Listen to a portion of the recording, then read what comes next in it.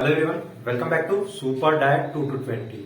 तो आज हम देखेंगे बीट्स, इस चैप्टर का लास्ट टॉपिक। ठीक है, सो बीट्स मतलब होता क्या है पहले वो देखेंगे। ओके, उसके बाद उसकी जो सुपर पोजिशन, जैसे चैप्टर का नाम ही है सुपर पोजिशन ऑफ वेव।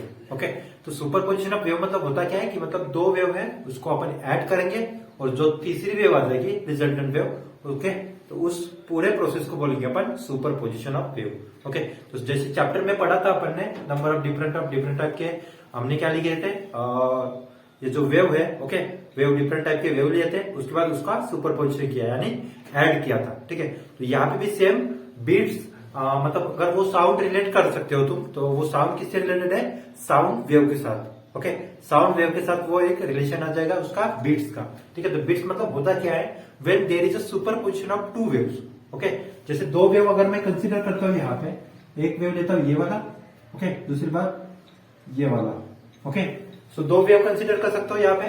तो यहाँ पे होता क्या है, superposition of wave. Okay, when there is a superposition of two waves having same amplitude, यहाँ पे दोनों का एम्पलीट्यूड सेम रहेगा। Okay, but slightly different in the frequency. Okay, जो भी फ्रीक्वेंसी यहाँ पे कंसीडर करेंगे अपन वो स्लाइटली डिफरेंट रहेगा, मतलब थोड़ा सा अगर डिफरेंस रहता है फ्रीक्वेंसी में तो कंसेप्ट डेवलप होता जाए बीट का। ओके, उसका जो ट्रेवलिंग, ओके, जो ट्रेवल करता है, ओके, वो सेम ही डायरेक्शन में आ जाएगा, मतलब जो प्रोग्रेसिव वेव है उस टाइप का ये भी वेव आ जाएगा। ओके, बीट्स वाला। ठीक है, सो इसको क्या बोलेंगे अपन, साउंड वेव का भी बोल सकते हैं। ओके, साउंड वेव का मतलब slightly different frequency, simple language में बोल सकते हैं बीट्स को। स्लाइटली डिफरेंट फ्रीक्वेंसी जहां पे भी रहेगा वो बनेगा यहाँ पे बीट्स। ओके, सो ऐसे बनते वहां पे बीट्स, वहां पे बनते हैं। ठीक है, सो जहां पे maximum intensity, okay, maximum intensity रहेगी उसको बोलेंगे अपन वैक्सिंग।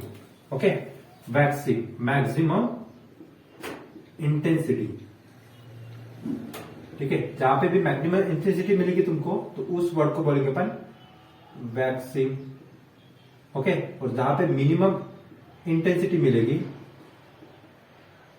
मिनिमम इंटेंसिटी ये कहां पे मिलती है उसको अपन डिराइव करेंगे। ठीक है, लास्ट में तुम डिराइव करोगे, जैसे नोड एंटी नोड का कंसेप्ट पढ़ा था उसी टाइप के अपन यहाँ पे भी पढ़ेंगे। तो यहाँ पे इसको बोलेंगे अपन वैनिंग।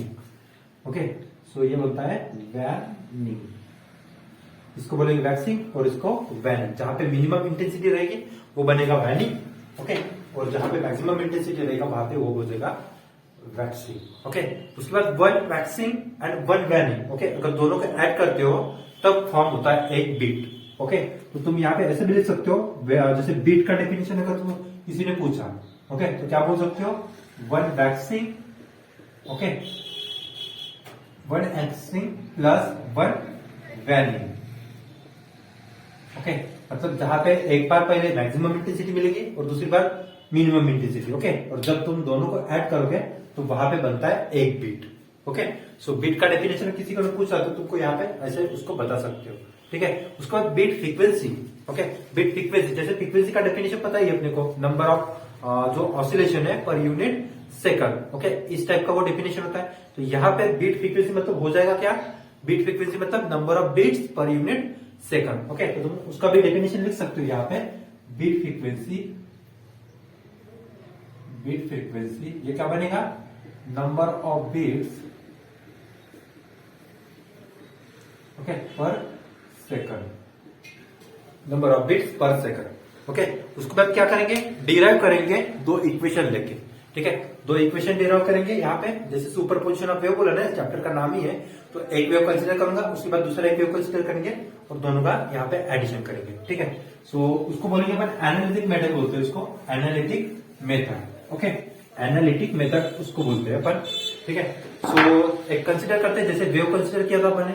ठीक है, सो एक वेव कंसीडर करते हैं, y1 equal to A sine, okay, omega T plus एक फाई लिया था। ओके, इस टाइप का एक वेव कंसीडर किया था। ठीक है, उसके बाद इसको फर्दर सॉल्व भी किया था क्लास में। ओके, ये वेव कैसे बनता है वो भी कैलकुलेट किया था। उसके बाद यहाँ पे फाई की वैल्यू क्या लेना है वो भी यहाँ पे कैलकुलेट किया था। ओके, क्लास में भी कैलकुलेट किया था इसको।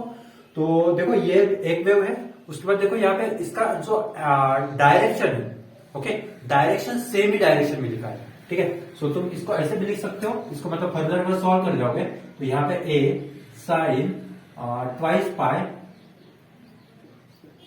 पाई n t minus x by lambda.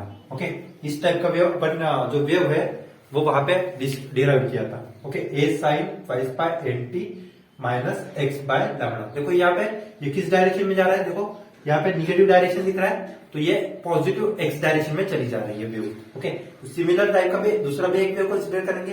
ठीक है, यहाँ पे सो लैम्डा क्या है यहाँ पे, वेवलेंथ। ओके, तो पहले वेव का देखें अपन, वेवलेंथ लैम्डा 1। ओके, और उसके बाद फ्रीक्वेंसी ये जो नंबर ऑफ रिवोल्यूशन है उसको देंगे 1। ओके, 2 लिया मैंने यहाँ पे। उसके बाद क्या करेंगे, दूसरा एक वेव कंसिडर करेंगे। दूसरा वेव कंसिडर कौन सा करेंगे, y1 हो गया, ये हो गया y1।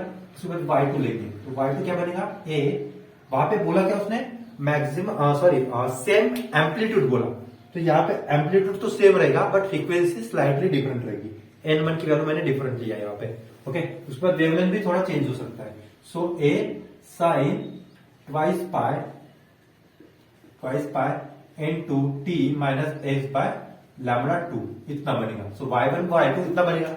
ओके, उसके बाद सपोज अगर लिसनर है, ओके, लिसनर जो भी है ना, मतलब जो सुनने वाला, सपोज वो x इक्वल टू 0 पे है। ओके, x इक्वल टू 0 पे है, तो यहाँ पे x की वैल्यू क्या लिखेंगे अपन, डायरेक्ट 0 कर देंगे। ओके, और फर्दर तुम सॉल्व करने जाओगे इसको, तो क्या बनेगा, दोनों इक्वेशन इस फॉर्मेट में चले जाएंगे। ठीक है, सो मतलब वहां पे लिख सकते हो तुम, जो लिसनर है वो at x equal to 0 position पे है। सो उसका जो इक्वेशन है y1 इक्वल टू क्या बनेगा, a sine twice pi and 1 t। Okay, और y2 क्या बनेगा, a sine twice pi and 2 t इतना बनेगा।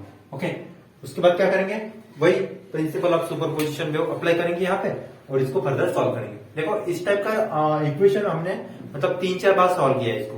ओके, 3-4 बार इसको सॉल्व किया। जैसे ऑसिलेशन चैप्टर है वहां पे भी उसको सॉल्व किया था। ठीक है, ऑसिलेशन चैप्टर है वहां पे भी इसको सॉल्व किया था। ठीक है, तो यहाँ पे भी तो वैसे उसको वैसे ही सॉल्व कर लेना है जैसे अपन ने पिछले क्लास में भी सॉल्व किया था इसको। ठीक है, तो सुपरपोजिशन ऑफ वेव है, तो यहाँ पे इसको अप्लाई कर लेते हैं। y इक्वल टू, यहाँ पे लिख सकते हो by superposition of wave, so y equal to y1 plus y2 ये आ जाएगा। सो ये ऐड करेंगे a sine twice pi n1 t। Okay, plus y2 क्या दिया है, a sine twice pi n2 t। Okay, इसके बाद कॉमन निकाल सकते हैं यहाँ पे a। ओके, a कॉमन निकाल सकते हैं। उसके बाद यहाँ पे बचेगा क्या, sine twice pi n1 t। Okay, plus sine twice pi n2 t। Okay, इस टाइप का वेव इक्वेशन को बनेगा। ओके, इसको फर्दर सॉल्व करेंगे, फर्दर इसको सॉल्व करेंगे। ठीक है, सॉल्व करने के लिए देखो यहाँ पे मैथमेटिक्स का यूज करेंगे। मैथमेटिक्स का यूज करना ही पड़ेगा क्योंकि देखो sine a sine b। Okay, इसका फार्मूला भी लिखवाया था हमने। ओके, जैसे साइन a साइन b क्या होता है इसका formula, sine a sine b का 2 साइन क्या होता है इसका, जैसे यहाँ पे देखो मैथमेटिक्स यूज करेंगे तो sine a into sine b, sine a plus sine b equal to क्या बनेगा, 2 time sine a plus b divided by 2। Okay, into cos a minus b divided by 2। Okay, इस टाइप का formula बना था।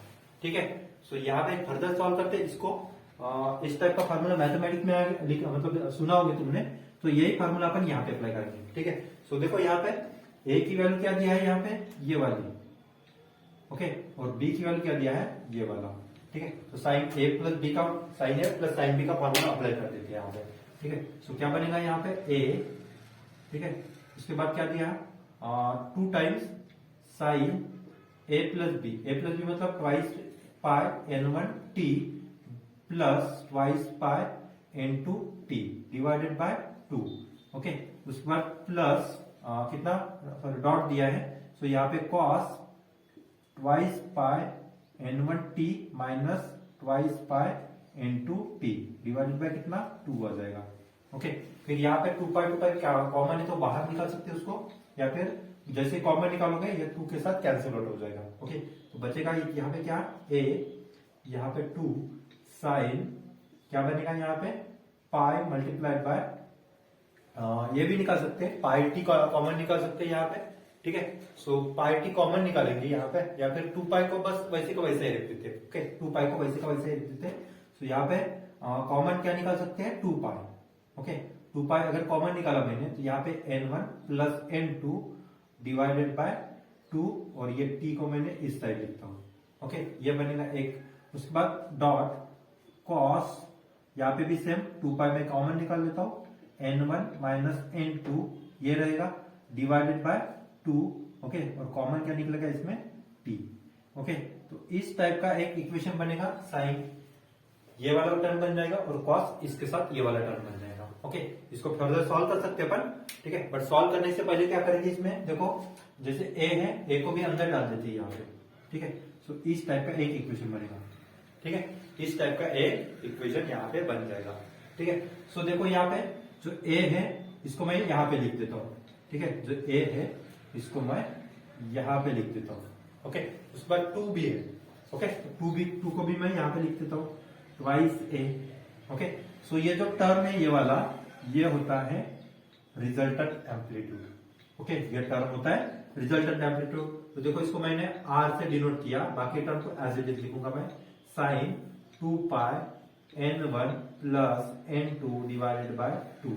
Okay, बाकी जो resultant amplitude R equal to कितना दिया है यहाँ पे, twice a cos 2 pi n1 minus n2, okay, divided by 2 multiplied by t। तो ये होता है रिजल्टेंट एम्पलीट्यूड।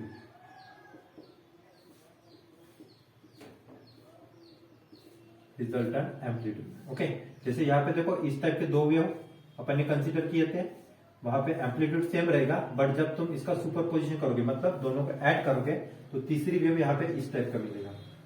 ओके, इस टाइप का मिलेगा। तो यहाँ पे जितना एम्पलीट्यूड दिख रहा है तुमको, तो वही होगा यहाँ पे रिजल्टेंट उसका एम्पलीट्यूड, ठीक है। उसके बाद यहाँ पे एन की वैल्यू लिख सकते हो, देखो यहाँ पे n1 plus n2 divided by 2, ठीक है। तो देखो फ्रीक्वेंसी में थोड़ा थोड़ा डिफरेंस आ रहा है। सो यहाँ पे n की वैल्यू क्या लिख सकते हो तुम, n1 plus n2 divided by 2, ये बन जाएगा उसका फ्रीक्वेंसी का वैल्यू, ठीक है। सो n1 प्लस n2 क्या है यहाँ पे, फ्रीक्वेंसी, ठीक है। सो n1 किसके लिए फ्रीक्वेंसी था, पहले वेव के लिए। ओके, उसके बाद n2 किसके लिए था, सेकंड वेव के लिए, ठीक है। उसके बाद डिवाइडेड बाय 2 किया मैंने, तो जो टोटल फ्रीक्वेंसी है, टोटल फ्रीक्वेंसी यानी इसका मीन कैलकुलेट करना पड़ेगा, तो वो हो जाएगा टोटल फ्रीक्वेंसी इसका, ठीक है। सो ये बन जाएगा उसका फ्रीक्वेंसी। उसके बाद ये वेव का इक्वेशन, ओके, क्या बनेगा, y इक्वल टू इस टाइप का इक्वेशन बनेगा। ये किसका इक्वेशन है, वेव का इक्वेशन, मतलब जो रिजल्टेंट वेव है। ओके, रिजल्टेंट वेव इस ये वाली जो है इसका वो इक्वेशन है, ठीक है। तो यहां तक इसको सॉल्व करेंगे। उसके बाद कुछ केसेस है। ओके, केसेस मतलब कैसे, मैक्सिमम एम्पलीट्यूड कहां पे रहा था, यहाँ पे दिखाएगा नहीं, जब मैक्सिमम एम्पलीट्यूड, मैक्सिमम इंटेंसिटी बोल सकते हैं, यहाँ पे मैक्सिमम इंटेंसिटी कहां पे था, जहां पे मैक्सिमम एम्पलीट्यूड हुआ था, ठीक है। सो जहां पे मैक्सिमम इंटेंसिटी रहेगी, ओके, मैक्सिमम इंटेंसिटी जहां पे भी रहेगी वहां पे क्या हो जाएगा, वैक्सिंग वाला केस। ओके, और जहां पे मिनिमम इंटेंसिटी है वहां पे क्या बनेगा, वैनिंग वाला केस। ओके, तो दोनों केस यहाँ पे डिस्कस करेंगे और इस चैप्टर को खत्म कर देंगे, ठीक है। सो फर्दर डिस्कस करते हैं। देखो यहाँ पे रिजल्टेंट एम्पलीट्यूड लिखा मैंने, r equal to 2a cos 2 pi n1, okay, minus n2 divided by 2 multiplied by t। Okay, तो फर्दर यहाँ पे कैलकुलेशन करेंगे, एक वैक्सिंग वाला केस लेंगे और उसके बाद वैनिंग वाला, ठीक है। तो वहां जहां पे भी वैक्सिंग वाला केस आएगा, ठीक है, तो दो केस लिख सकते हैं यहाँ पे, फॉर वैक्सिंग, ओके, और वैक्सिंग, ओके, और यहाँ पे फॉर वैनिंग, ठीक है, दोनों साथ में लिख सकते हैं, फॉर वैनिंग, ठीक है। तो वैक्सिंग वाले के लिए क्या केस होता है, r इक्वल टू मैक्सिमम, मतलब ये हो जाएगा plus minus twice a। Okay, जहां पे भी मैक्सिमम एम्पलीट्यूड रहेगा वो हो जाएगा वैक्सिंग वाला केस, या फिर जहां पर मैक्सिमम इंटेंसिटी रहेगा वो हो जाएगा वैक्सिंग वाला केस। ओके, उसके बाद यहाँ पे क्या हो जाएगा, r की value 0, okay, for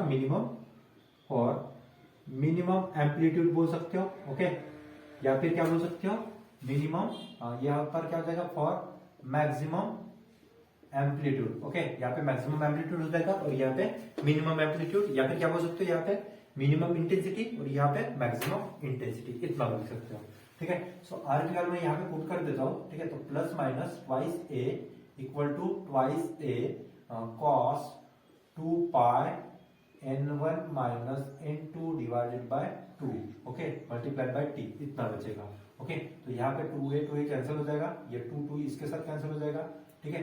so cos यहाँ पे देखो प्लस माइनस 1 रहेगा, इक्वल टू कॉस क्या बनेगा यहाँ पे, पाई n1 minus n2 divided by 2 multiplied by t, इतना रहेगा। ओके, तो कहाँ पे होता है प्लस माइनस वन, ठीक है। एक तो जीरो पे भी हो सकता है, उसके बाद पाई पे भी हो सकता है, या फिर 2 पाई पे भी हो सकता है कॉस की वैल्यू 1। ओके, तो मैं यहाँ पे लिख सकता हूँ, यहाँ पे कॉस जीरो पे भी 1 होता है, ओके, उसके बाद पाई पे भी 1 होता है, ओके, उसके बाद 2 पाई पे भी 1 होता है, ठीक है। सो यहाँ पे बनेगा cos pi multiplied by n1 minus n2 divided by 2 multiplied by t, इतना रहेगा। ओके, सो देखो यहाँ पे क्या करते हैं, यहाँ पे देखो मैं दो में से कोई भी एक वैल्यू ले जाता हूँ, मतलब 3 वैल्यू ले सकते हैं यहाँ पे, ठीक है। सो मैं पाई वाला लेता हूँ यहाँ पे, और इधर देखो ये 2 और 2 कैंसिल हो जाएगा, और कॉस कॉस इसका से कैंसिल आउट हो जाएगा, बचेगा यहाँ पे 1 equal to n1 minus n2 multiplied by t। Okay, और टाइम पीरियड की अगर वैल्यू कैलकुलेट करना है तो ये हो जाएगा, नीचे जाएगा, सिंपल t की वैल्यू निकल जाएगी। So t equal to 1 divided by n1 minus n2, ये बनेगा टाइम पीरियड के लिए फार्मूला। ओके, उसके बाद इसकी अगर फ्रीक्वेंसी कैलकुलेट करना है, फ्रीक्वेंसी, ओके, तो रेसिप्रोकल ऑफ टाइम पीरियड मतलब क्या होता है, फ्रीक्वेंसी, तो ये बनेगा इसका रेसिप्रोकल होगा, ठीक है। सो फ्रीक्वेंसी ऑफ बीट ऐसे लिख सकते हो तुम, frequency of beat, okay, equal to 1 by T, मतलब कितना हो जाएगा यहाँ पे n1 माइनस n2, ये बनेगा इसका फ्रीक्वेंसी। ओके, सिमिलरली इसके लिए भी कैलकुलेट कर सकते हैं अपन, ओके, इसके लिए भी कैलकुलेट कर सकते हैं, ठीक है। सो देखो यहाँ पे फॉर वैनिंग, वैनिंग वाला केस ले सकते हैं यहाँ पे, ओके, तो फॉर वैनिंग के लिए फ्रीक्वेंसी लेंगे, ओके, फॉर वैनिंग के लिए भी फ्रीक्वेंसी लेंगे, ठीक है। सो देखो यहाँ पे फिर से वैनिंग के लिए r इक्वल टू 0 बन जाएगा, equal to twice a cos कितना यहाँ पे 2 pi n1 minus n2 divided by 2, okay, ये 2 है, इधर जाएगा तो 0 हो जाएगा, 0 equal to cos 2 pi n1 minus n2 divided by 2 multiplied by t, okay, यहाँ पे मल्टीप्लाइड बाय t रहेगा। उसके बाद cos 0 कहाँ पे होता है, 0 को, ओके, cos 0 कहाँ पे होता है, पाई बाय 2 पे होता है, ठीक है। सो यहाँ पे मैं डायरेक्ट पाई बाय 2 लिखता हूँ, pi by 2 equal to 2 pi, okay, cos cos cancel out हो जाएगा, सिमिलर जैसे यहाँ पे कैंसिल आउट किया था, ओके, उसी टाइप पे यहाँ पे भी कैंसिल आउट हो जाएगा, ओके। उसके बाद देखो यहाँ पे n1 minus n2 divided by 2, okay, multiplied by t, 2 cancel हो जाएगा, पाई पाई इसके साथ कैंसिल हो जाएगा, ओके, बचेगा कितना यहाँ पे 2 टाइम्स, ओके, बचेगा कितना यहाँ पे 2 times n1 minus n2, okay, ये बनेगा sorry 1 bye 2 times n1 minus n2, ये बनेगा उसका टाइम पीरियड का वैल्यू। ओके, देखो दोनों में भी फ्रीक्वेंसी अलग अलग आ रही है, ओके, दोनों में भी फ्रीक्वेंसी अलग अलग आ रही है, तो यहाँ पे कंक्लूड क्या कर सकते हो तुम कि फ्रीक्वेंसी स्लाइटली डिफरेंट है, ओके, फ्रीक्वेंसी स्लाइटली डिफरेंट है दोनों वेव की, ओके, जो वैक्सिंग और वैनिंग में भी फ्रीक्वेंसी अलग अलग आ रही है, ओके। तो ये था इसका, अगर तुमको ये कैलकुलेट करना है फ्रीक्वेंसी, ओके, तो फ्रीक्वेंसी कैसे कैलकुलेट करेंगे, फ्रीक्वेंसी मतलब रेसिप्रोकल टाइम, तो यहाँ पे क्या बनेगा 2 times n1 minus n2, okay, इतना बन जाएगा, ठीक है, n1 माइनस n2, ये बनेगा उसका फ्रीक्वेंसी, ठीक है। तो ये दो केसेस है किसके लिए, फ्रीक्वेंसी ऑफ बीट और फ्रीक्वेंसी ऑफ बीट्स, ये दोनों, ओके, दोनों मतलब अलग अलग, एक वैक्सिंग के लिए, उसके बाद वैनिंग के लिए भी केस लिखा था, ठीक है। उसके बाद देखेंगे इसके एप्लीकेशन। तो एप्लीकेशन में क्या लिख सकते हैं अपन, यहाँ पे जो बीट्स है, ओके, जो बीट है वो कहाँ पे यूज कर सकते हैं, जो रडार टेक्निक, रडार मतलब क्या होता है कि जैसे क्या होता है सरफेस के ऊपर, देखो यहाँ पे एक सरफेस कंसिडर करेंगे, यहाँ पे होता है बोट, ओके, इस टाइप की बोट होती है, ओके, उसके बाद यहाँ पे अगर कोई पार्टिकल है, ओके, पार्टिकल या फिर कोई भी मेटल्स वगैरह है, उसको अगर डिटेक्ट करना है, ओके, तो डिटेक्ट करने के लिए क्या करेंगे, यहाँ से साउंड वेव ट्रांसफर करेंगे यहाँ पे, ओके, एक मीडियम रहता है जो वाटर वाला, ये वाला, यहाँ से साउंड वेव ट्रांसफर करेंगे, और इसका जो रिफ्लेक्टेड वेव है वो इस पे आएगा, इस पॉइंट के ऊपर, ओके, तो यहाँ से एक पॉइंट ट्रांसफर करेंगे, इस पॉइंट पे जाएगा, और उसके बाद इधर वो डिटेक्ट करेगा, ठीक है। तो यहाँ पे होता है वो बीट्स का एप्लीकेशन, ओके। उसके बाद सोनोमीटर का भी देखा था अपन ने, सोनोमीटर में भी उसका यूज होता है, ठीक है। उसके बाद जो हार्मफुल गैसेस वगैरह वहां पे भी उसका यूज होता है, ठीक है। उसके बाद सतार, वायलिन, ओके, उसके बाद पियानो, ओके, यहाँ पे डिफरेंट डिफरेंट जो भी म्यूजिकल इंस्ट्रूमेंट है वहां पे उसको यूज हो सकता है, ठीक है। उसके बाद एक बेस्ट एप्लीकेशन है, मतलब कहाँ पे, एयरप्लेन, ओके, एयरप्लेन मतलब क्या पे हो, जैसे दूर से प्लेन आ रहा है, ओके, दूर से प्लेन आता है, ठीक है, तो अपने को पहले एक सुनाई देता है थोड़ी सी फ्रीक्वेंसी, डॉपलर इफेक्ट का नाम से सुना होगा। डॉपलर इफेक्ट में होता क्या है कि मतलब अगर दूर से आती है, मतलब ऐसे कोई भी वेव आती है, ओके, साउंड वेव, तो जैसे जाती है, मतलब जैसे दूर से डिस्टेंस आता है, ओके, दूर डिस्टेंस से जैसे आवाज सुनाई देता अपने को, ओके, आवाज सुनाई देता है, तो आवाज सुनाई देने के बाद क्या, पास में आने के बाद उसका जो इंटेंसिटी होता है वो ज्यादा होता है, ओके, उसका जो एम्पलीट्यूड है वो ज्यादा होता है पास में और फिर चली जाती है दूर। ओके, तो वहां पे वैक्सिंग वैल्यू वाला केस आता है, मतलब वहां पे मिनिमम इंटेंसिटी अपने को मिल जाती है। ठीक है, तो ये था बीट्स का एप्लीकेशन। बाकी जो पोर्शन है तुम्हारे जो किताब है, ठीक, बाकी जो पोर्शन है वो बाकी का पोर्शन पूरा का पूरा कट कर दिया वीडियो सिलेबस में। ठीक है, तो ये था जो क्या super position of wave chapter. ठीक है, नेक्स्ट चैप्टर पर कल डिस्कस करते हैं। ठीक है, so thank you very much.